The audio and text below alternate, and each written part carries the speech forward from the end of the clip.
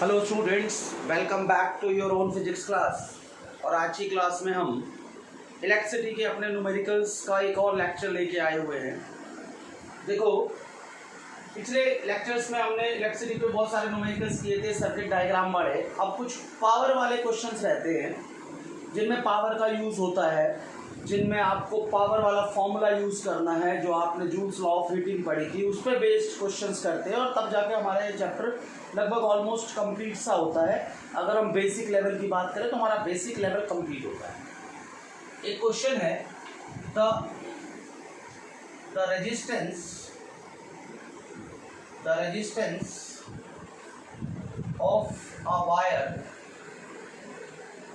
Of length 1 meter and radius 1.4 mm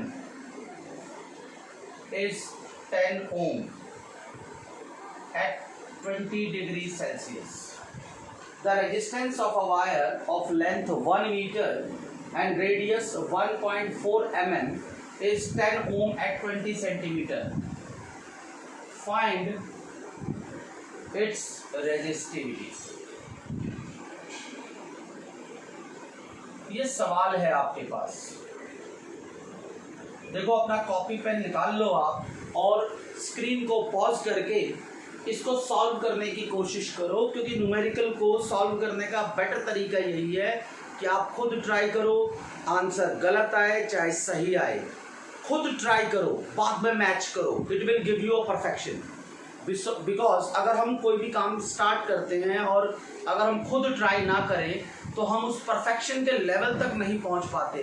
दूसरे को देख करके आप परफेक्शन तक नहीं पहुंच सकते। अगर आपको परफेक्ट होना है तो काम आपको खुद करना है, हमें नहीं करना बेटा। इसीलिए अपनी कॉपी निकालें, खुद ट्राई करें, बाद में सॉल्यूशन देख लें। देखो, हमने एक रेजिस्टेंस और रेजिस्टिविटी के बीच का रिलेशन पढ़ा है, R = रो L बाई ए।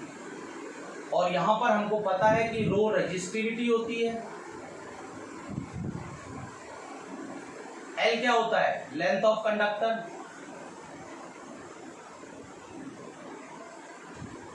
ए क्या होता है, area of cross section of conductor,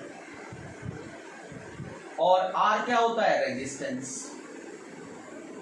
तो आपको फॉर्मूले में जितनी भी टर्म्स है सबकी मीनिंग पता होनी चाहिए।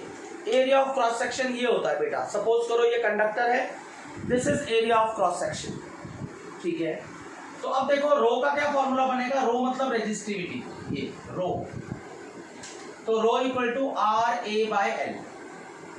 अब देखो, इस क्वेश्चन में रेजिस्टेंस हमें दे रखा है 10 ओम, लेंथ हमें दे रखी है 1 मीटर और रेडियस कितना दे रखा है, 1.4 mm। इसको ध्यान रखें, 1.4 × 10⁻³ मीटर करना ना भूलें। जो मोस्ट कॉमन मिस्टेक होती है, हम क्या करते हैं, हम यूनिट्स को कन्वर्ट नहीं करते। The most common mistake is that. So first of all, when you find the different units, you make them symmetrical. एक जैसे यूनिट्स में कन्वर्ट करना ना भूलें। क्लियर है? क्योंकि देखो, ओम एसआई का सिस्टम है, मीटर भी एसआई का है, मिलीमीटर एसआई सिस्टम में नहीं है, तो इसको मीटर में कन्वर्ट कर दिया। अब फॉर्मूला लगा दो। अच्छा देखो, इसमें रेडियस आपको दे रखा है, ये एरिया है। तो आप जानते हो, ये जो सिलेंडर होता है, सिलेंडर का जो बेस होता है, ये आप जानते हो सर्कुलर होता है और इसका एरिया होता है πr²।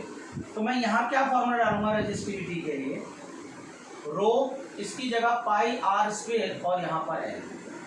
R की जगह 10 डाल रहा हूँ, पाई की जगह 22/7, R की जगह 1.4 × 10⁻⁻7 का होल स्क्वायर डिवाइडेड बाय 1। और देखो, इसकी एसआई यूनिट यहां से निकाल लो। अगर आपको एसआई यूनिट निकालनी है, क्योंकि देखो आंसर में हम यूनिट छोड़ देते हैं, तो यूनिट के लिए देखो यहाँ पर, सॉरी, ये वाला फॉर्मूला लगाओ बेटा। देखो, रो की यूनिट निकालनी है आपको, यहाँ ओम है, एरिया है और यहाँ लेंथ है। रेजिस्टेंस के लिए ओम, एरिया के लिए मीटर स्क्वायर, नीचे फिर से मीटर, तो कितना आएगा, ओम मीटर। तो यहाँ पर सिंपली ओम मीटर आप लिख के चलो कि प्रॉब्लम ना हो। अब कैलकुलेशंस करते हैं थोड़ी। देखो यहाँ 10 है, यहाँ 22/7 नीचे आएगा, ये 1.4, ये 1.4 और देखो सॉरी ये 10 की पावर -3 है बेटा। 10 की पावर -3 का स्क्वायर 10 की पावर -6 हो जाएगा। बच्चे क्या करते हैं 10 की पावर -3 का स्क्वायर 10 की पावर -6 लिखते हैं। बेटा ये ध्यान रखना 10 की पावर -3 का स्क्वायर का मतलब होता है 10 की पावर -3 इंटू 10 की पावर -3 और वो 10 की पावर -6 होगा। अब इसको इससे कट करो तो दिस विल बिकम 0.2। यहाँ देखो 10 इंटू 4.4, जब इसको इससे मल्टीप्लाई करो 22 को 2 से मल्टीप्लाई करो 44, एक पॉइंट का 4.4 आ गया। This is 4.4, this is 1.4, this is 10 raised to the power -6 and unit is ohm meter. Again we move the further calculation. This is 44 multiply by 1.4 multiply by 10 की पावर -6 ohms meter। इसको multiply करो 661 और यहाँ आएगा इतना और 10 की power -6 ओम metre. तो आपकी जो रेजिस्टिविटी आ जाएगी बेटा, रेजिस्टिविटी कितनी आएगी 66.16 इंटू 10 की पावर -5 ओम्स मीटर। देखो कैलकुलेशन अच्छी तरह करना, आप चेक भी कर देना। मेरा जो सबसे बड़ा एरर है मैं कैलकुलेशन में मिस्टेक कर देता हूँ, तो परफेक्ट तरीके से करना थोड़ा, ठीक है। देख लेना आप भी कहीं कोई मिस्टेक हो कैलकुलेशंस में तो उसको देखना ध्यान से कि क्या है, कहाँ गलती हुई है। देखो दूसरे क्वेश्चन की तरफ चलते हैं, क्योंकि एक ऐसा क्वेश्चन कराना भी जरूरी था। अब हम दूसरे क्वेश्चन की तरफ चलते हैं, ठीक है। वो क्वेश्चन क्या है, क्वेश्चन कहता है wire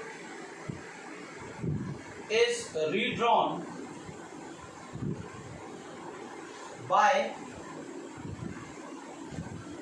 pulling it till its length becomes twice of original. If temperature is constant and initial resistance is 10 ohm, find final resistance. ध्यान रखें ये क्वेश्चन कहता है मेरे पास एक तार है, देखो उसका सॉल्यूशन। फिर से स्क्रीन को पॉज करके आप ट्राई करें। देखो कहता है कि हमारे पास एक वायर है, दिस इज ए बी। अगर मैं इसकी लेंथ करूं इनिशियल L1 वो L है, और इसका जो एरिया ऑफ क्रॉस सेक्शन की बात करूं मैं A1, उसको A मान लेते, ये वायर है कोई PQ।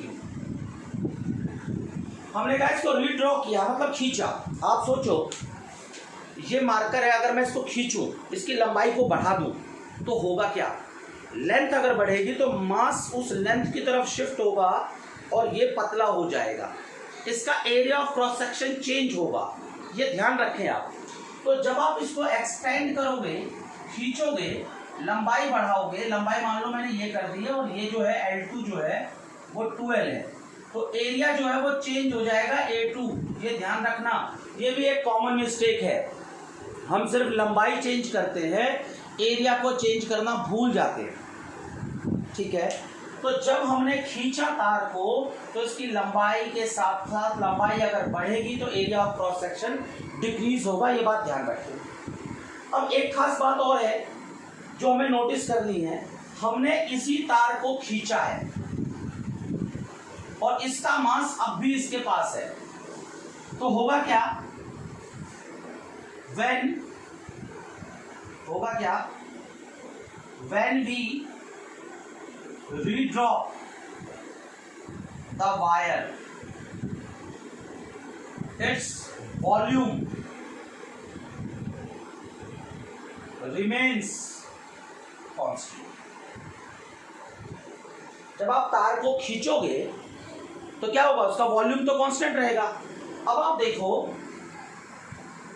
जो वॉल्यूम होता है, अगर मैं सिलेंडर की वॉल्यूम की बात करूं, ये सिलेंडर है और ये एरिया बेस का एरिया है, तो यहाँ क्या लिखते थे सिलेंडर का वॉल्यूम आप pi r square h, pi r square की जगह एरिया लिख सकते थे एरिया इंटू एच, पर क्योंकि अगर ये सिलेंडर फ्लैट है तो ये एच ही एल की तरह काम करेगा, तो आप एरिया इंटू लेंथ लिख सकते हो वॉल्यूम की जगह। तो वॉल्यूम अगर कांस्टेंट है तो इनिशियल एरिया और इनिशियल लेंथ मल्टीप्लाई करके इनिशियल वॉल्यूम बनेगा। दिस इज वॉल्यूम इनिशियल और वॉल्यूम फाइनल, क्योंकि कांस्टेंट है। इनिशियल वॉल्यूम मतलब initial area multiply by initial length, clear है। फाइनल वॉल्यूम का मतलब final area into final length. अब देखो इनिशियल एरिया को ए माना था, इनिशियल लेंथ को एल माना था, फाइनल एरिया A2 माना है और फाइनल लेंथ की जगह 2L है, तो A2 की वैल्यू कितनी होगी, AL डिवाइडेड बाय 2L और इट विल बिकम A/2। यानी अगर आप वायर की लेंथ को डबल कर देते हो तो उसका area of cross section half हो जाता है और वो आपके सामने है, क्लियर है। अब देखिए, आई होप कि ये आपने नोट कर लिया होगा। तो अब हम इसको देखते हैं, ये क्या कह रहा है हमें, और आगे। अच्छा, अभी हमने रेजिस्टेंस का फॉर्मूला पढ़ा था कि R equal to rho L by a होता है। यहां पर रो रेजिस्टिविटी होती है और हमें पता है कि रेजिस्टिविटी कांस्टेंट होती है। डिपेंड किस पे करती है, ध्यान रखना, depends on nature of material, nature of material and temperature only. तो तार को खींचने से ना तो उसका नेचर चेंज होगा, अगर कॉपर है तो कॉपर ही रहेगा, ऐसा नहीं है कि मैं तार को खींच रहा हूं और कॉपर आयरन बन जाएगा, कॉपर ही रहेगा, नेचर कांस्टेंट है और टेम्परेचर पहले ही कांस्टेंट है, ठीक है। इनिशियल टेम्परेचर कांस्टेंट है ना। तो यहां देखो, अब मैं R1 को R ही ले रहा हूं इनिशियल रेजिस्टेंस को, तो R किसके बराबर, रो L बाई ए के बराबर। This is equation number 1। जब मैं खींच दूंगा इसका रेजिस्टेंस मैं R2 ले रहा हूं, इसका रेजिस्टेंस मैंने R ही माना है। जब मैं एक्सपेंड कर दूंगा तो R2 क्या होगा, रो लेंथ की जगह L2, एरिया की जगह A2। रो तो अब भी कांस्टेंट, L2 की जगह क्या लिखूंगा, लेंथ ट्वाइस हो गया और एरिया हाफ हो गया। इसको और फर्दर मूव करो, ये देखो ये 2 ऊपर चला जाएगा तो 2 2 4 हो जाएगा, 4 rho L A by A. यहां देखें R2 4 है, देखो rho L by A, rho L by A R है आपके पास। तो जो नया रेजिस्टेंस है वो इनिशियल के 4 टाइम्स होगा और इनिशियल रेजिस्टेंस जो R मैंने माना था वो 10 ओम है। तो नया रेजिस्टेंस कितना आ गया, 40 ओम। ये ध्यान रखना आप। और बेसिकली होता क्या है, अगर आप लेंथ को ट्वाइस करोगे तो रेजिस्टेंस 4 टाइम्स इंक्रीज होगा, ट्राइस करोगे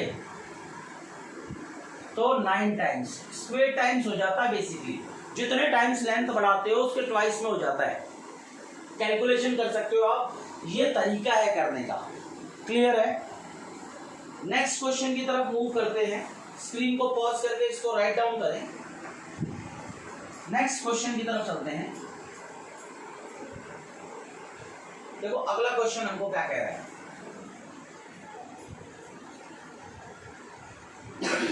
सॉरी, क्वेश्चन कहता है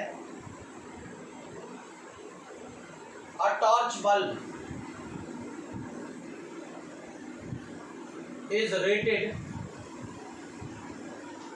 as 2.45 volt and 500 milliampere. Find its resistance and power. Again, pause your screen. Calculate the answer. आपको बेटा खुद ट्राई करना है, सबसे बेटर तरीका है न्यूमेरिकल में परफेक्शन का, सबसे बेटर तरीका है. खुद ट्राई करो, आपने फॉर्मूले पढ़े हुए हैं. देखो, अगर तब तक मैं आगे करता हूं सॉल्व, आप स्क्रीन को पॉज तो कर ही चुके हो.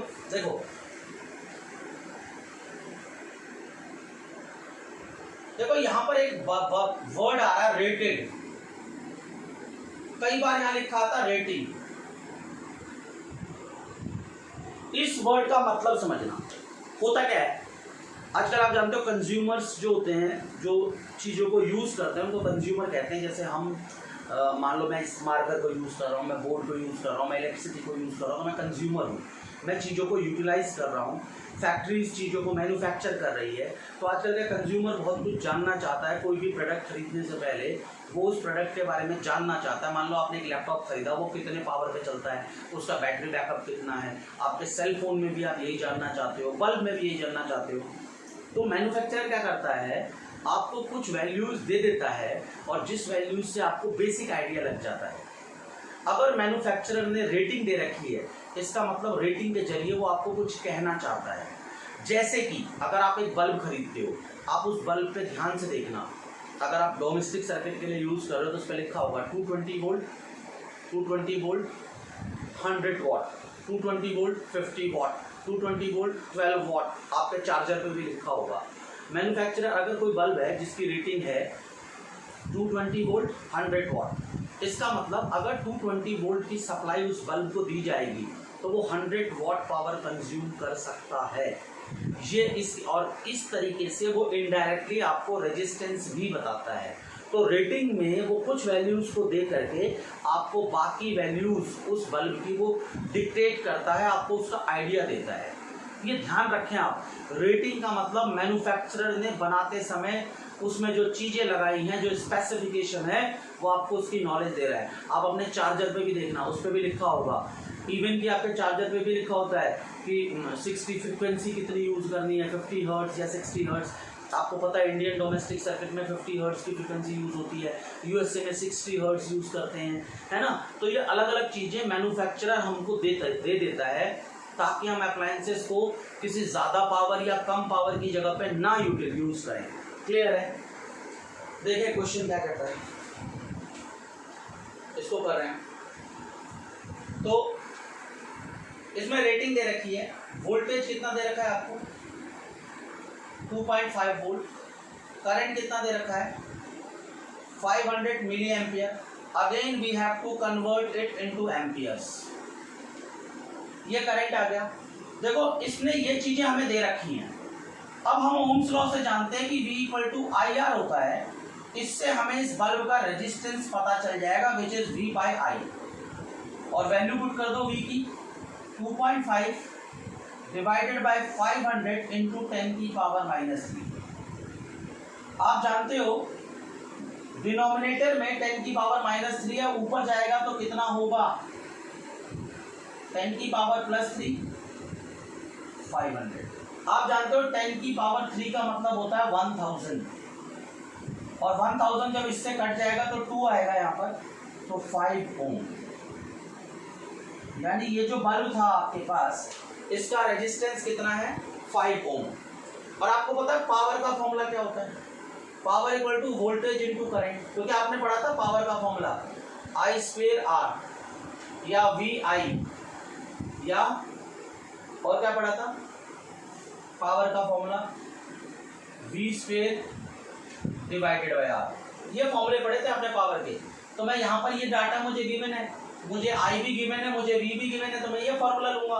तो पावर के लिए क्या लगा दूंगा, वोल्टेज की जगह 2.5, करंट के लिए 500 इंटू 10 की पावर 500 इंटू 10 की पावर -3। इसको जब मल्टीप्लाई करेंगे तो 12500 और यहाँ 80 लग जाएगा, और यहाँ देखो 10 की पावर -3। अब ये 3 जीरो इधर शिफ्ट हो जाएंगे तो 1.25 what, this will be our power. ये आ गया बल्ब का पावर। इस तरह से हम क्या करते हैं, कैलकुलेट करते हैं अगर गिवन हो तो। क्लियर है? अब एक क्वेश्चन और देखें, इसी से रिलेटेड, रेटिंग से रिलेटेड। देखो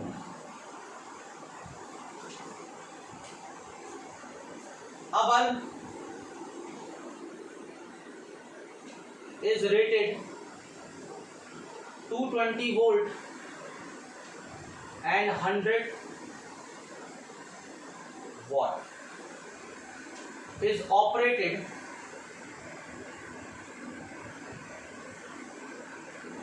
in 110 volt. Calculate its power. ध्यान से देखना, बल्ब की रेटिंग आपको गिवन है। रेटिंग क्या है, ये मैन्युफैक्चरर ने दिया है आपको। मैन्युफैक्चरर ने आपको कहा है कि if you will apply 220 volt you will get power as a 100 watt. This is mentioned by the manufacturer by the values of rating. Rated का मतलब ये रेटिंग है, ये वोल्टेज है और ये पावर है, ये दे रखा है। और इनडायरेक्टली आपको क्या कहता है, आप जानते हो जो P होता है, P इक्वल टू V²/R। इससे मैं एक फॉर्मूला निकाल लेता हूँ, R इक्वल टू V²/P। और अगर मुझे इसका रेजिस्टेंस निकालना है, इसको 100 को थोड़ा ठीक से लिख देते हैं, तो ये क्या हुआ 220 इंटू 220, क्योंकि वोल्टेज आपकी 220 है, पावर आपकी 100 है। कितना आएगा 484। देखो इसको मल्टीप्लाई करके देख लेना, या स्क्वायर अगर आपको याद है तो कोई दिक्कत नहीं है, लिख दो।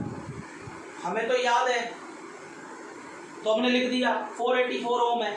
यानी ये जो बल्ब आपके पास था, रेटिंग के जरिए आपको मैन्युफैक्चरर ने इस बल्ब का रेजिस्टेंस बता दिया, यहां पर भी इस बल्ब का रेजिस्टेंस बता दिया। अब आप इस बल्ब को चाहे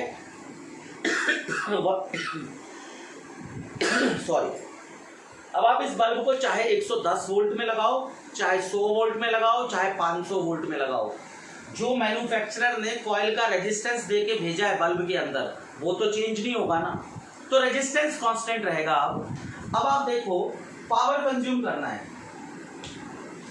अब देखो पावर का फॉर्मूला हमें पता है V²/R होता है। यहां पर हमें वोल्टेज कितनी यूज करनी है, 110। जहां अब बल्ब ऑपरेट हो रहा है वो वोल्टेज कितनी दे रखी है इसने क्वेश्चन में 110 वोल्ट पे। जो बल्ब इस रेटिंग का था उसको 110 वोल्ट पे लगा दिया। देखो हम चार्ज भी करते हैं, पहले क्या होता था, हम एसी अपने घरों में स्टेबलाइजर यूज करते थे, पहले वोल्टेज के अंदर फ्लक्चुएशन बहुत ज्यादा होती थी।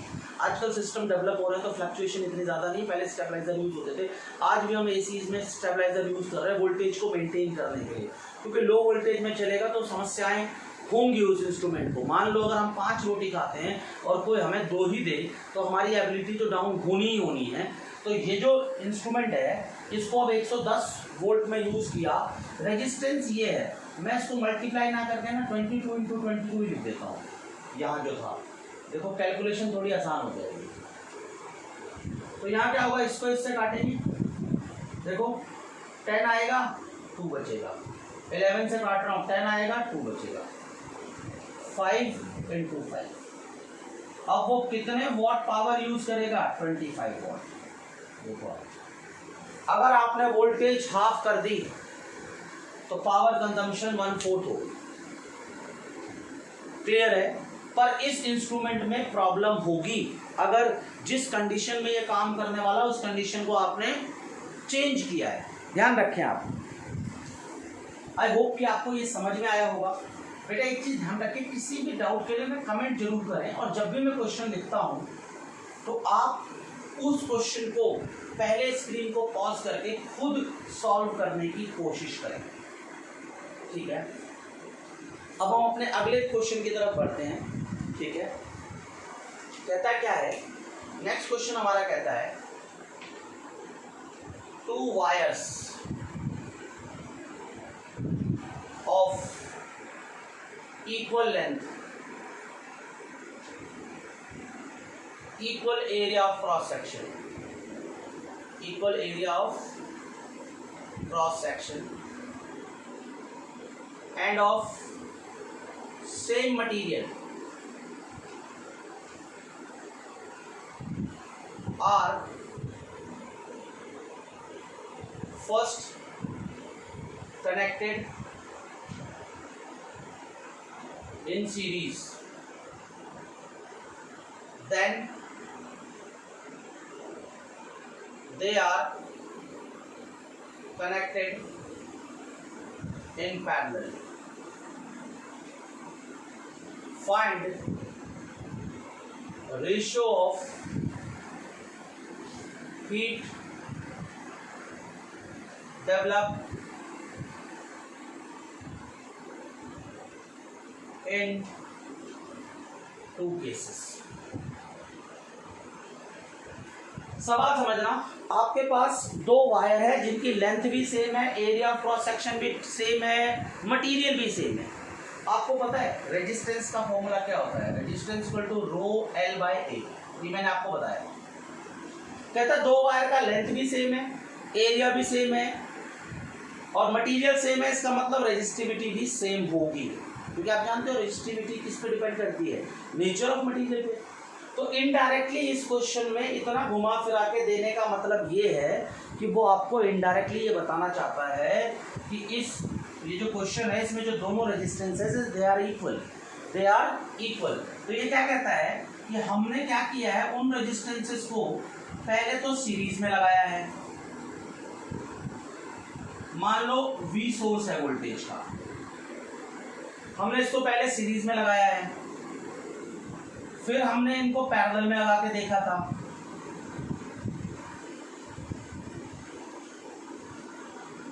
V वोल्टेज के साथ, और हमें इन केसेस में जब हीट डेवलप होगी इसमें और इसमें, इन दोनों का रेशियो निकालना है। अब देखो हीट का जो फॉर्मूला होता है वो हमने जूल्स लॉ ऑफ हीटिंग में पढ़ा था, I square R into T, V square upon R into T, VIT। समस्या है हम कौन सा फॉर्मूला अप्लाई करें, तो इसमें हम कौन सा फॉर्मूला अप्लाई करेंगे ये हमें सोचना है। देखो यहां से अगर करंट जाएगी और हम सबकी बात करें तो इसमें करंट सेम है और इनमें वोल्टेज सेम है, हम ये मान, इसमें क्या है वोल्टेज सेम है, हम ये मान के चलते हैं कि यहाँ से हमने V वोल्टेज अप्लाई की है, वही V वोल्टेज इनको भी मिल रही है और वही V वोल्टेज इनको भी मिल रही है। तो हम वो वाला फॉर्मूला यूज करेंगे जिस फॉर्मूले के अंदर वोल्टेज दोनों को सेम मिल रही है, यानी ये वाला फॉर्मूला। सिंपल। तो देखो जब 2 रेजिस्टेंसेस सीरीज में थे, पहले मैं बात करता हूं सीरीज वाले की। इन सीरीज इफेक्टिव रेजिस्टेंस, जब दोनों रेजिस्टेंसेस को ऐसे कनेक्ट करोगे तो इफेक्टिव रेजिस्टेंस कितना हो जाएगा 2R, और हीट कितनी हो जाएगी I स्क्वेयर R की जगह 2R into T, time T ले लो मान लो, तो क्या लिख दो इसको 2I square R into T. ये आपकी पहले केस में हीट आ गई which is in series, HS लिख रहा हूं मैं इसको, या सिंपली लिख दो heat in series equal to 2I square R into T. This is equation number 1, इसको हटा। ये हीट इन सीरीज हो गई, यानी जब रेजिस्टेंसेस सीरीज में ऐसे कनेक्टेड है तो इतनी हीट ये डेवलप होगी अगर टी टाइम के लिए इसने फ्लो किया करंट ने। तो यहां देखें,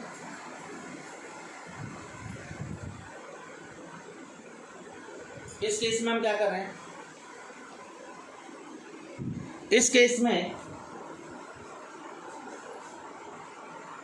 यहां करते हैं, देखो इन पैरेलल इफेक्टिव रेजिस्टेंस कितना होगा, इफेक्टिव रेजिस्टेंस अगर आप दो इक्वल रेजिस्टेंसेस को, ये आर है ये आर है, इसको पैरेलल में कनेक्ट करोगे तो इफेक्टिव रेजिस्टेंस कितना हो जाएगा, it will become R by two, R by two. तो हीट का फॉर्मूला क्या होता है, heat in parallel I square R की जगह R by two into T.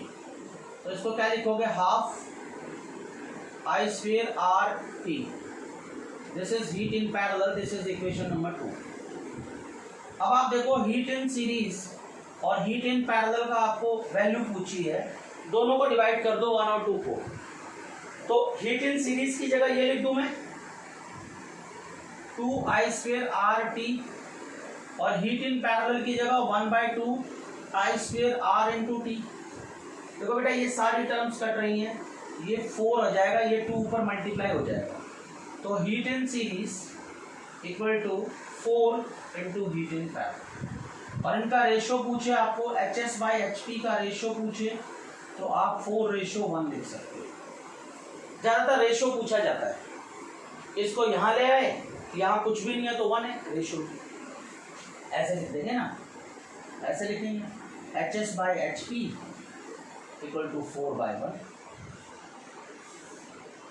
किसी भी डाउट के लिए कमेंट जरूर करें, स्क्रीन को पॉज करके इसको राइट डाउन करें। Now we are moving towards our next question.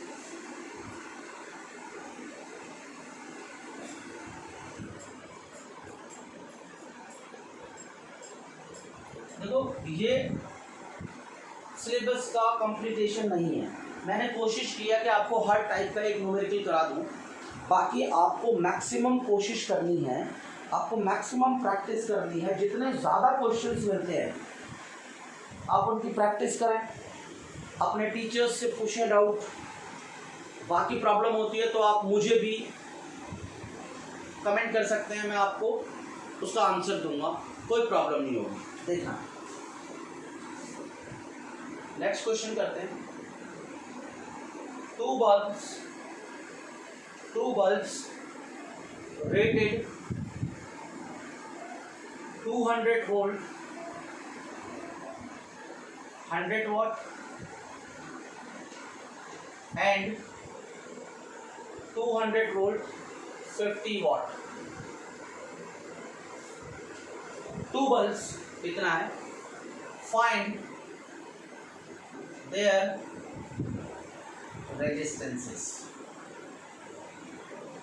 दो बल्ब की रेटिंग दे रखी है, रेजिस्टेंस पूछा है, फिर पूछता है आपसे which bulb will glow more when they are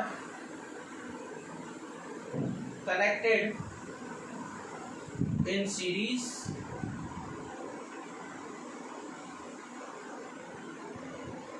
A part और B part in parallel। देखो हमारे पास, हमें इसने क्या किया है, दो बल्ब दे रखा है और दोनों बल्ब की रेटिंग दे रखी है कि भाई इतने वोल्ट पे इतने वॉट पावर कंज्यूम करेगा, यानी इनडायरेक्टली इसने हमें क्या दे रखा है, रेजिस्टेंस। तो देखो मैं क्या कर रहा हूं सॉल्यूशन में, आप भी ट्राई करो बेटा, क्योंकि आप जितना ज्यादा ट्राई करोगे उतना ज्यादा आपको अच्छी तरह से आएगा। बल्ब B1, इस बल्ब को मैं B1 मान रहा हूं, इसमें वोल्टेज कितनी है 200 वोल्ट, इसका पावर कितना है 100 वोल्ट। तो आपको पता है पावर का फॉर्मूला क्या होता है, V² upon R which implies that R equal to V square by P.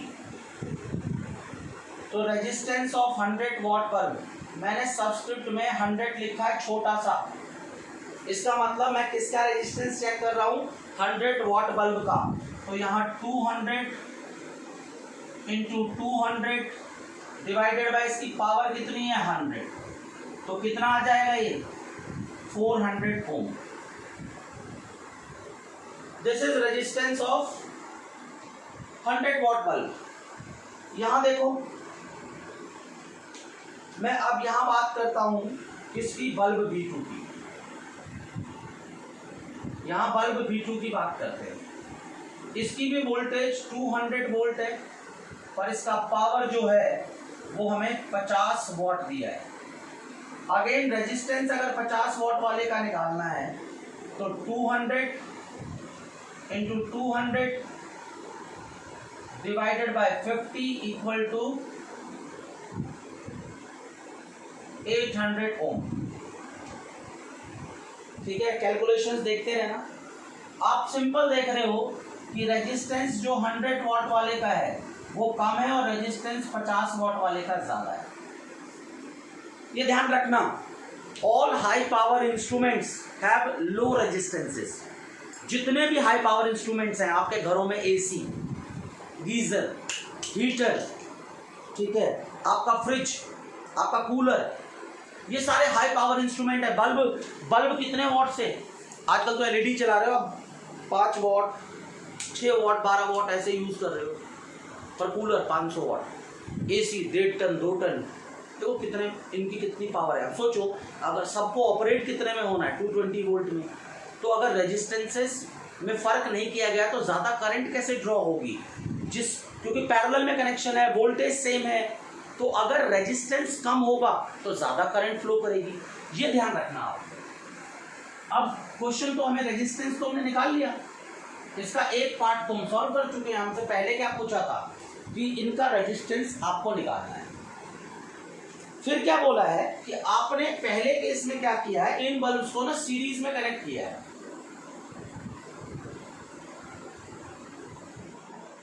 ये B1 है और ये B2 है और ये सीरीज में कनेक्टेड है, ऐसे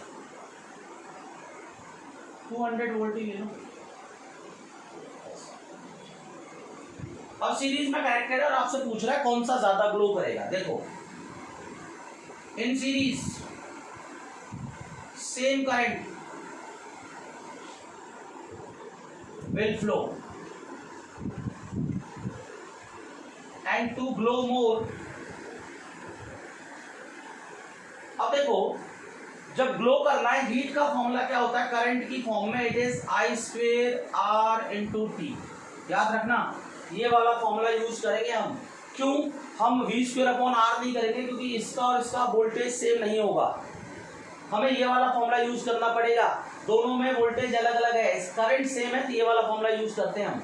तो in series same current will flow and in series same current will flow and to more glow the resistance must be high। तो हीट प्रोपोर्शनल टू आर, यानी कि जिसका रेजिस्टेंस ज्यादा होगा, 50 वॉट वाले का रेजिस्टेंस ज्यादा है किससे, रेजिस्टेंस ऑफ 100 वॉट, इसीलिए ग्लो कौन करेगा, 50 वॉट बल्ब विल ग्लो मोर। ये ध्यान रखिएगा, ध्यान रखना है आपको। इसीलिए दिवालियों में जब हम लड़ियां बनाते हैं, दिवालियों में जब हम क्या करते हैं, लाइटिंग करते हैं, तो उसमें लो पावर वाले बल्ब लगाते हैं ताकि ग्लो ज्यादा हो। अब आप देखो, जब आप पैरेलल की बात करते हो, पैरेलल में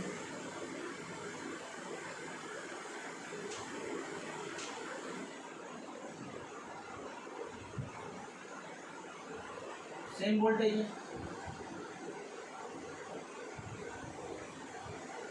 ठीक है। अब पैरेलल में क्या होगा, दोनों बल्ब का वोल्टेज सेम रहेगा। क्या रहेगा, दोनों वोल्टेज, दोनों को क्या मिलेगी, वोल्टेज सेम मिलेगी। In parallel voltage is constant. Parallel में वोल्टेज कांस्टेंट है और पावर क्या होगी अगर वोल्टेज कांस्टेंट हो तो, या heat V square are t. इस केस में heat inversely proportional to 1/r है। So bulb with lower resistance will glow more, यानी कि कौन सा ज्यादा ग्लो करेगा, 100 वॉट विल ग्लो मोर। आप इससे भी याद रख सकते हो, आपके घर में आप 6 वॉट का बल्ब लगाओ एलईडी और 12 वॉट का लगाओ, कौन ज्यादा ग्लो करेगा आपको पता है? 12 वॉट। और 40 वॉट का बल्ब लगाओ, उससे ज़्यादा 60 वॉट का ग्लो करेगा और उससे ज़्यादा 100 वॉट का। तो याद रखना, पैरेलल में जिसकी पावर ज़्यादा होगी वो ज़्यादा ग्लो करेगा क्योंकि उसका रेजिस्टेंस कम होगा। सीरीज में जिसकी पावर कम होगी उसका रेजिस्टेंस ज़्यादा होगा और वो ज़्यादा ग्लो करेगा। ये ध्यान रखें आप, ऐसे करके आप रिमाइंड कर सकते हैं। रिमेंबर करने की एक ट्रिक है। क्लियर है? अब सुनो, नेक्स्ट क्वेश्चन की तरफ बढ़ते हैं हम लोग। स्क्रीन को पॉज करके सॉल्यूशंस भी लिख लिया करें। Moving towards next question. देखो, ये मेरे पास एक एमीटर है जिसका नाम है A1, ठीक है, और यहाँ पर एक बल्ब है इसका नाम है B1। यहाँ पर एक दूसरा एमीटर है A2 और यहाँ पर एक बल्ब है B2। यहाँ पर एक तीसरा एमीटर है और ये बल्ब है B3।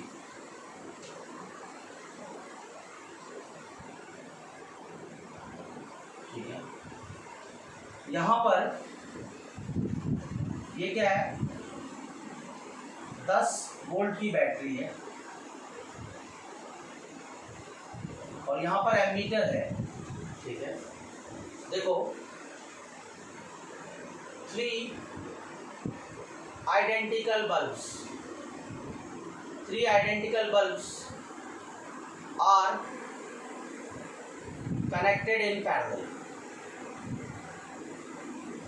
as shown, and reading in ammeter A is 6 ampere. इस केस में इस एमीटर की रीडिंग कितनी है, 6 एम्पियर। यहाँ पर यहाँ जो करंट आ रहा है यहाँ से 6 एम्पियर जा रहा है, यहाँ 6 आ रहा है, ये कहा गया है। क्लियर है? क्वेश्चन पूछ रहा है आपसे, discuss brightness of B2 and B3 when B1 gets fused। जब B2 और B3 फ्यूज हो जाए तो आपको discuss the brightness of B2 and B3 when B1 gets fused, यानी ये फ्यूज हो जाए तो इन दोनों की ब्राइटनेस बतानी है आपको, क्या फर्क पड़ेगा इनमें। दूसरे केस में reading of A1, A2 and A3 when B1 is fused। जब B1 फ्यूज हो जाए तो रीडिंग बताओ, और power consumed when they are operated simultaneously। जब एक साथ ऑपरेट हो तो वो कितना पावर कंज्यूम करेंगे ये भी आपको बताना है। अब आप ध्यान से देखें सॉल्यूशन करते समय, बहुत अच्छा क्वेश्चन है ये।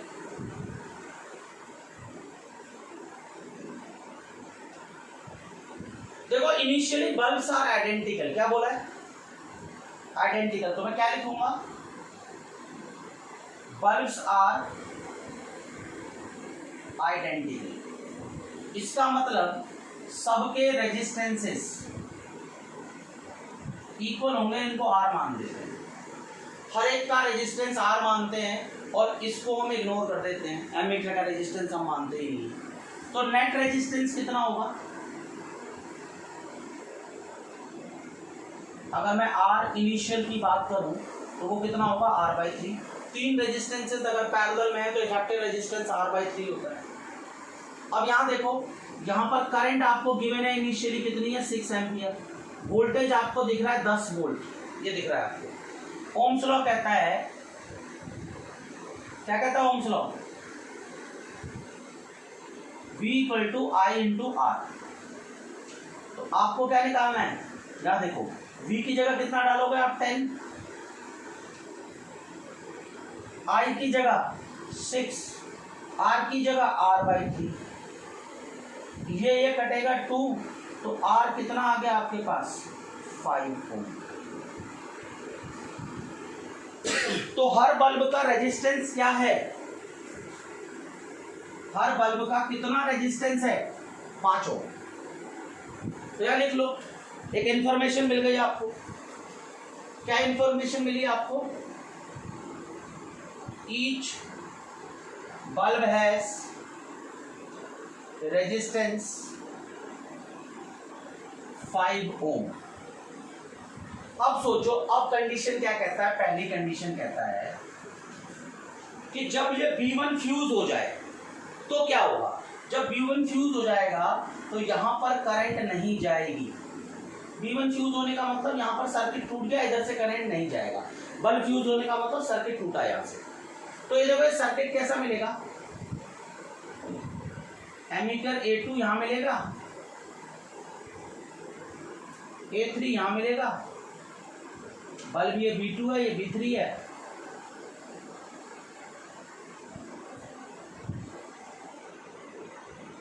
आप ऐसा मान सकते हो सर्किट, उसको भूल जाओ, इसकी कोई रीडिंग नहीं होगी, इसमें कोई करंट नहीं जाएगी। ये बात पक्का पता चल गई कि A1 की रीडिंग 0 होगी, A1 में करंट नहीं जाएगा अगर ये कनेक्शन टूट गया तो।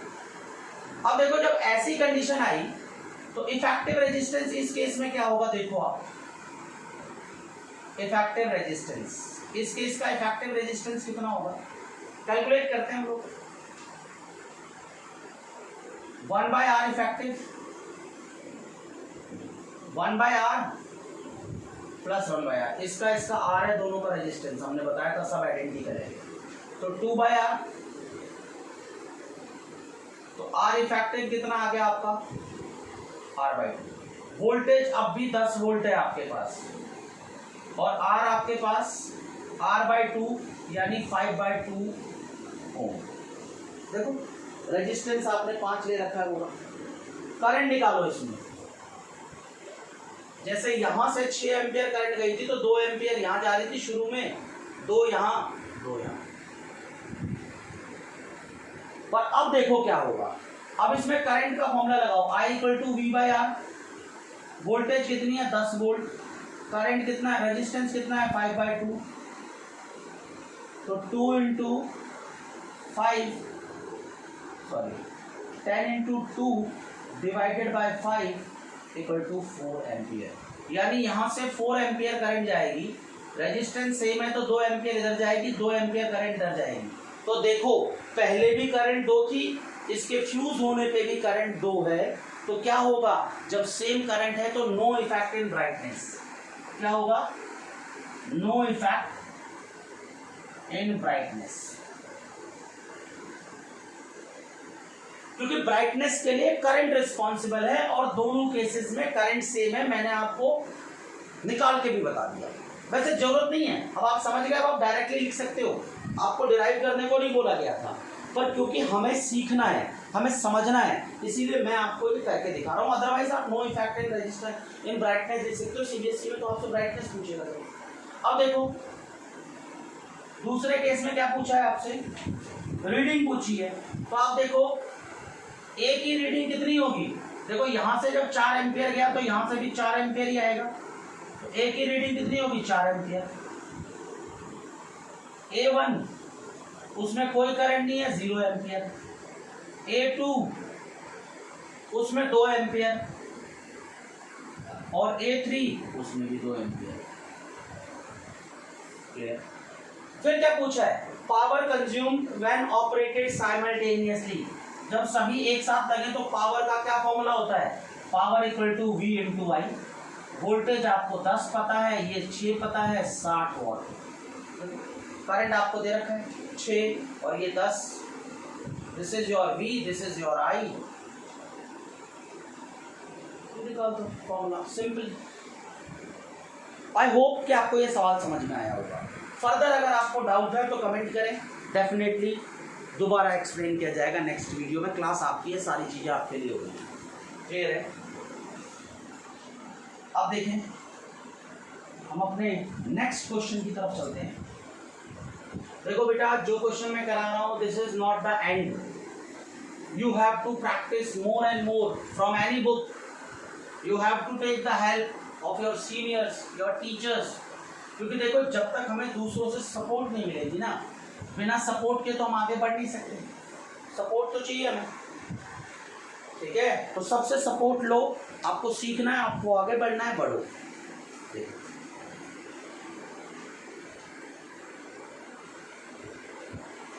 एक रेजिस्टेंस यहाँ आर दे रहा हूँ, इसके अक्रॉस में वोल्टमीटर लगा रहा हूँ।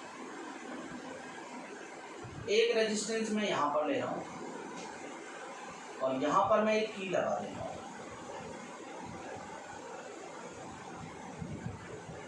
ये रेजिस्टेंस भी आ रहा है, यहाँ मैंने एक बैटरी लगा दी और आर को मैं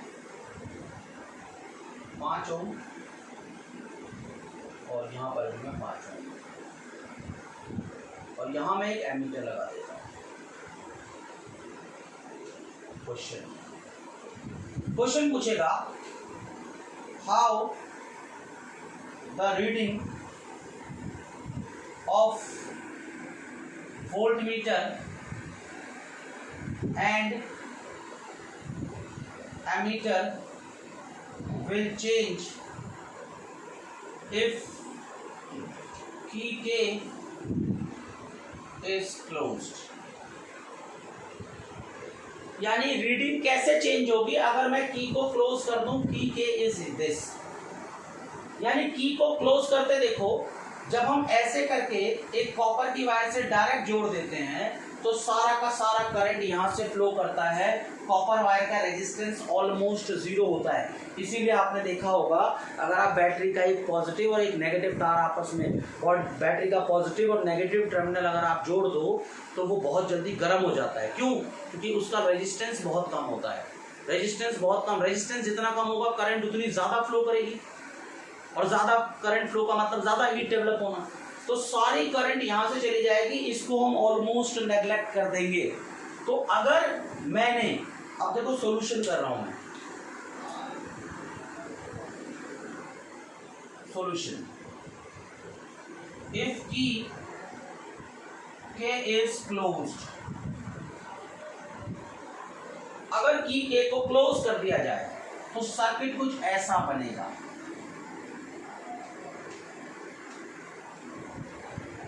This will become your circuit।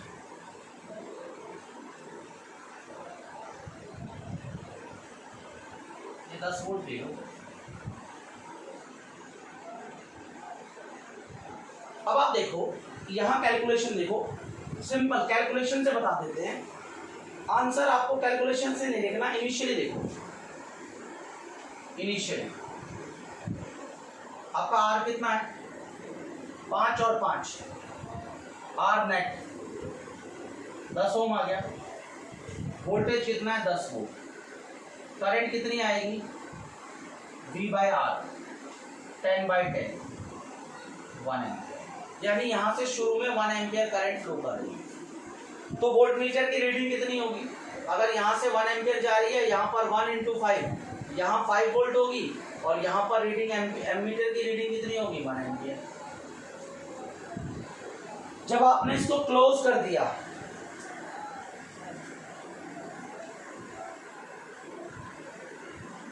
When circuit is closed, जब आपने इसको क्लोज कर दिया उस केस में आर नेट कितना आएगा आपके पास, सिर्फ 5 ओम, और करंट कितना आएगा V अपॉन आर 10/5 2 एम्पियर। अब यहां से करंट जाएगी और इस वोल्ट मीटर की रीडिंग 10 वोल्ट, और यहां पर जो एमीटर था उस एमीटर की रीडिंग 2 एम्पियर आएगी। देख लो ये आई 2 एम्पियर है। तो आप देख रहे हो इसको क्लोज करते ही क्या होगा, क्या होगा, आंसर क्या होना चाहिए, आंसर सिर्फ आपको इतना लिखना है, resistance of, sorry reading not resistance, reading of voltmeter and ammeter will increase। अगर हमने क्लोज किया तो वोल्टमीटर और एमीटर दोनों की रीडिंग बढ़ जाएगी। प्रूफ आपके सामने, पूछेगा नहीं, पूछता तो कर भी देते, सिंपल हमसे ऐसे ही क्वेश्चन पूछता है। ठीक है, मूव टुवर्ड्स नेक्स्ट क्वेश्चन। तो बेटा इस टाइप के कॉन्सेप्चुअल क्वेश्चंस भी पूछे जाते हैं। देखो लेवल तो कुछ नहीं है, देखो 10th क्लास की बात करें तो 10th क्लास में इतने ज़्यादा हाई लेवल के क्वेश्चन तो नहीं पूछे जाते, बट आपके फाउंडेशन तैयार होगी, आपको बेसिक समझ में आएगा। जब बेसिक आ गया तो ये छोटी छोटी चीज़ें को तो हम समझ ही सकते हैं। देखो एक क्वेश्चन हम और करते हैं। ये हमारे पास एक बल्ब है, ये हमारे पास एक बैटरी है, और ये हमारे पास एक rheostat.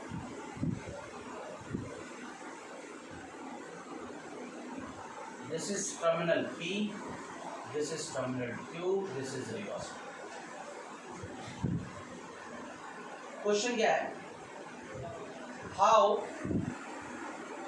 Brightness of bulb B will change if we move rheostat from P to Q और Q to Q। एक भी पूछ सकता है, दोनों भी पूछ सकता है। देखो आपको पता है रियोस्टेट एक वेरिएबल रेजिस्टेंस है, और रियोस्टेट में ना, रियोस्टेट एक ऐसा डिवाइस होता है, इस तरह से होता है, नॉन कंडक्टिंग फ्रेम होता है, इसमें यहाँ तार लपेट रखी होती है। एक कनेक्शन यहाँ से लेते हो, एक स्लाइडर होता है, ऊपर एक मेटेलिक रॉड होती है, एक कनेक्शन यहाँ से लेते हो, वायर होती है बेसिकली। अब आप देखो जब आप ये जो स्लाइडर है, जब आप इस स्लाइडर को P की तरफ मूव करोगे, जब आप मूव कहाँ की तरफ करोगे, मूव टुवर्ड्स P। चलो सॉल्यूशन ही बताता हूं। When rheostat move towards P, the resistance will increase. जब ये इधर की तरफ आएगा, देखो ये इधर है, मेरी बात समझना, जब ये ऐसे करते करते यहाँ है, यहाँ डायरेक्ट कॉपर का दायरा भी रेजिस्टेंस 0 है इसका। जब आप इसको इधर लेके जाते जाओगे, यहाँ से यहाँ कनेक्ट किया तो रेजिस्टेंस बढ़ा, अब क्या करोगे, थोड़ा और करोगे तो थोड़ा और बढ़ेगा। तो जब आप P से Q की तरफ जाओगे, कहाँ जा रहे हो, P से Q, सॉरी ठीक तो था, व्हेन जब आप इस तरफ जाओगे तो resistance will increase. Sorry, P से Q की तरफ जा रहे हो, ये देख रहे हो ये रेजिस्टेंस है, इसकी लंबाई बढ़ती चली जाएगी, and current will decrease, so brightness also decreases. Circuit में जब करंट ही कम हो जाएगा तो ब्राइटनेस तो कम होनी होगी, क्योंकि जब आप इधर लेके जाओगे तो रेजिस्टेंस क्या होगा, बढ़ेगा। रेजिस्टेंस बढ़ने से करंट क्या होगा, डिक्रीज होगा, क्योंकि वोल्टेज तो कांस्टेंट है। देखो आपको पता है V = IR होता है, और अगर वोल्टेज कांस्टेंट है तो I is inversely proportional to R। Resistance बढ़ाओ, करंट कम करो। दूसरा केस देखो, जब आप Q2P करोगे, the resistance decreases, so I increases, hence glow will increase। रेजिस्टेंस कम करो, करंट बढ़ाओ, ग्लो बढ़ा दो, ये तरीका है, सिंपल सा। एक और क्वेश्चन देखो आप बेटा, बल्ब की ब्राइटनेस पे भी कई सारे क्वेश्चन पूछे जाते हैं। 12th क्लास में तो बहुत ज्यादा पूछे जाते हैं, 10th में कम पूछे जाते हैं। ये बल्ब है B1, B2, B3, 3 identical bulbs, 3 identical bulbs are connected as shown in figure। Arrange them in increasing order of brightness। I hope कि क्वेश्चन तो आपको समझ में आया होगा। ये कहता 3 बल्ब एक जैसे हैं और ऐसे कनेक्टेड हैं, आपको बताना है कि कौन सा बल्ब ज्यादा ग्लो करेगा, कौन सा कम। पहले सबसे कम ग्लो, फिर उससे ज्यादा, फिर उससे ज्यादा, ऐसे आपको अरेंजमेंट बतानी है। देखो तीनों आइडेंटिकल बल्ब हैं, इसका मतलब हम समझ गए कि इसका रेजिस्टेंस भी आ रहा है, इसका रेजिस्टेंस भी आ रहा है, इसका रेजिस्टेंस भी आ रहा है। ये आर्म AB है और इस आर्म को CD है। सिंपल सी बात, कैसे सॉल्व करेंगे देखिए। आई होप कि ये तो आपने नोट डाउन कर दिया होगा, नहीं किया तो स्क्रीन को पॉज करके बैक जाके नोट डाउन कर लें। देखो, because bulbs are identical, so resistance of each will be same। भाई हर एक का रेजिस्टेंस एक जैसा होगा क्योंकि आइडेंटिकल बल्ब्स है, मान लेता हूं। अब आपको पता है एक बात और, इन पैरेलल वोल्टेज कांस्टेंट, यानी जो वोल्टेज ए बी के अक्रॉस होगा वही वोल्टेज सी और डी के अक्रॉस होगी। यानी इस आर्म में जो वोल्टेज होगी वही वोल्टेज इस आर्म में होगी, पैरेलल में वोल्टेज सेम होगी। और वोल्टेज का फॉर्मूला क्या है, जो ए बी में करंट आएगा और जो ए बी का रेजिस्टेंस होगा, और यहाँ क्या होगा, CD में जो करंट आएगा और CD का जो रेजिस्टेंस आएगा। आपको साफ दिख रहा है कि resistance in AB equal to twice of resistance in CD। इसमें 2 बल्ब कनेक्टेड हैं, तो इसका रेजिस्टेंस, इस आर्म का रेजिस्टेंस इससे तो डबल हो गया, क्योंकि इसमें R कनेक्टेड है, इसमें R और R कनेक्टेड है, तो इसका क्या हो जाएगा 2R और ये R, तो ट्वाइस है। तो आपको दिख रहा है कि यहाँ पर AB का रेजिस्टेंस ज्यादा है और इसका रेजिस्टेंस क्या है, कम। जैसे देखो मैं बोलता हूं 5 × 3, क्या बोलता हूं इसे, 10 × 2 = 5 × 4। आप एक चीज देखो, अगर ये कम है, सॉरी ये ज्यादा है, ये कम है, तो नेक्स्ट में क्या होगा, अगर ये ज्यादा है ये कम है, तो इसको क्या होना पड़ेगा, इसको कम होना पड़ेगा और इसको ज्यादा। तो यहां देखो रेजिस्टेंस इसका ज्यादा है, इसका कम है, तो करंट क्या होगा, CD में ज्यादा होगा और AB में करंट क्या होगा, कम। सो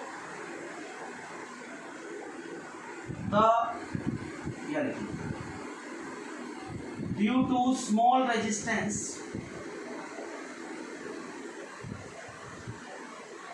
large current will flow through V1 and it will glow more।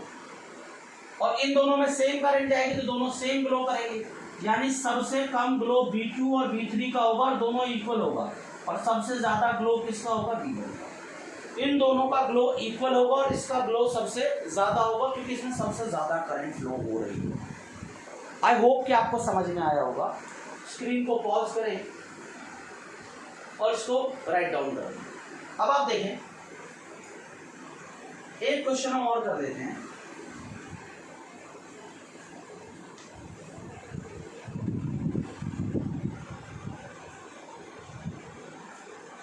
ये आज के लेक्चर का लास्ट क्वेश्चन होगा।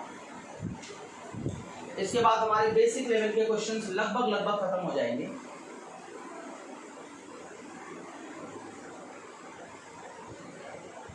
ये रेजिस्टेंस है, यहां पर एक वोल्ट मीटर लगा है।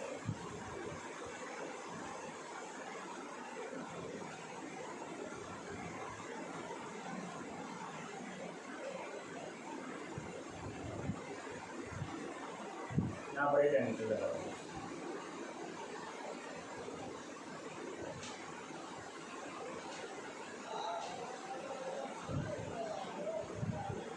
ये रियोस्टेट लगा है।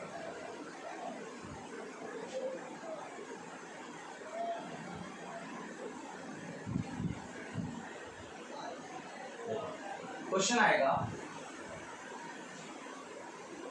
How the reading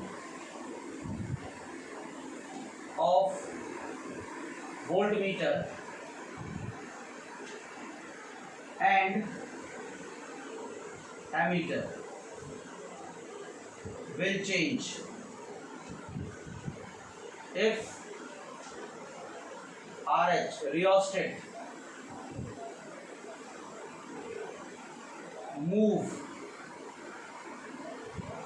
from P to Q। देखो ध्यान से समझना, ये सर्किट है, इस सर्किट में सॉल्यूशन बता रहा हूं।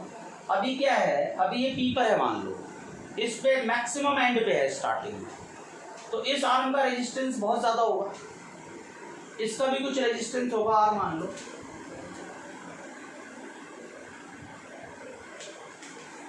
समझना, जब ये इससे इधर की तरफ को जाएगा तो होगा क्या, इस सर्किट का इसका होगा क्या, when rheostat moves from P to Q, the resistance of that arm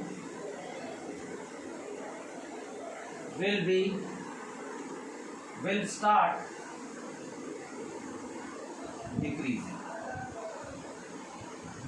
तो देखो इसकी तरफ जा रहा है तो रेजिस्टेंस कम होगा। अब अगर ये रेजिस्टेंस कम होगा तो ये ओवरऑल रेजिस्टेंस कम होगा और पूरे सर्किट का इफेक्टिव रेजिस्टेंस भी डिक्रीज होगा। तो क्या होगा, जब ये इधर जाएगा तो इस आर्म का रेजिस्टेंस कम होगा। रिजल्ट क्या होगा, जब इस आर्म का रेजिस्टेंस कम होगा तो पैरेलल कॉम्बिनेशन का भी रेजिस्टेंस कम होगा। पैरेलल कॉम्बिनेशन का रेजिस्टेंस कम हुआ तो पूरे सर्किट का रेजिस्टेंस कम हुआ। तो when rheostat moves from P to Q, the resistance of that arm will start decreasing. Hence, effective resistance of circuit will also start decreasing। अब इस पूरे सर्किट में ये जो रेजिस्टेंस था ये डिक्रीज होने लग गया, पूरे सर्किट का रेजिस्टेंस इसके डिक्रीज होने से। फिर क्या होगा, the net current in circuit increases. इस पूरे सर्किट का नेट करंट इंक्रीज होगा और रीडिंग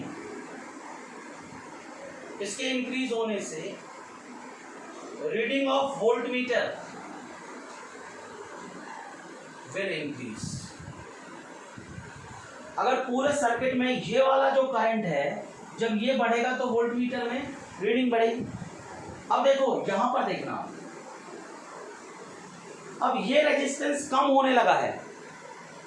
मान लो यहां से आई करंट आई है तो यहां करंट चली गई I1 और यहां करंट चली गई I2। क्योंकि ये रेजिस्टेंस डिक्रीज होने लगा है तो I2 क्या हो जाएगा, इंक्रीज होना स्टार्ट कर देगा। क्या लिखोगे आप, due to decrease in resistance of rheostat,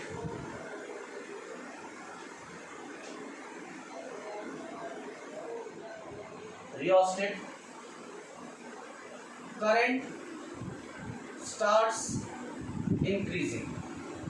current कौन सी इंक्रीज हो रही है, I2 and I1 and current I1 in ammeter starts decreasing, hence its reading। बहुत अच्छा क्वेश्चन है, ध्यान से समझना। पूरे सर्किट में अगर इसको कम करेंगे, इस रेजिस्टेंस को कम करेंगे तो ये पैरेलल कॉम्बिनेशन कम होगा, पूरे सर्किट का रेजिस्टेंस कम होगा, ये करंट बढ़ेगा तो वोल्टमीटर की रीडिंग बढ़ जाएगी। पर जब ये करंट यहाँ से यहाँ आएगा और करंट के दो पार्ट होंगे और इसका रेजिस्टेंस डिक्रीज हो रहा है तो इसमें ज्यादा करंट जाएगी, इसमें कम करंट जाएगी और इसके कम करंट की वजह से इसकी रीडिंग कम होना स्टार्ट कर देगी। तो एमीटर की रीडिंग डिक्रीज होगी, वोल्टमीटर की रीडिंग इंक्रीज होगी। अगर मैं बात करूं Q2P जाए तो क्या होगा, ओरली बता रहा हूं मैं।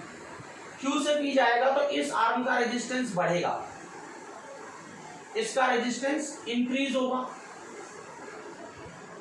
पैरेलल कॉम्बिनेशन का रेजिस्टेंस भी इंक्रीज होगा, पूरे सर्किट का रेजिस्टेंस इंक्रीज होगा, पूरे सर्किट का करंट डिक्रीज होगा तो वोल्टमीटर की रीडिंग डिक्रीज होगी। अब जो करंट डिक्रीज हो गए, जितना करंट यहाँ आया है वो करंट फर्दर टू पार्ट्स में डिवाइड होगा और चूंकि इसका रेजिस्टेंस बढ़ रहा है तो इस करंट का ज्यादा पार्ट यहाँ से जाएगा तो एमीटर की रीडिंग इंक्रीज होगी। जस्ट इसका उल्टा। आई होप कि आपको समझ में आ गया होगा। राइट डाउन कर लें, समझ लें, it is very important question. For any doubt comment in comment box, definitely you will get the answer. सही तरीके से पढ़ते रहें, अपने डाउट्स पूछते रहें। थैंक यू सो मच बेटा।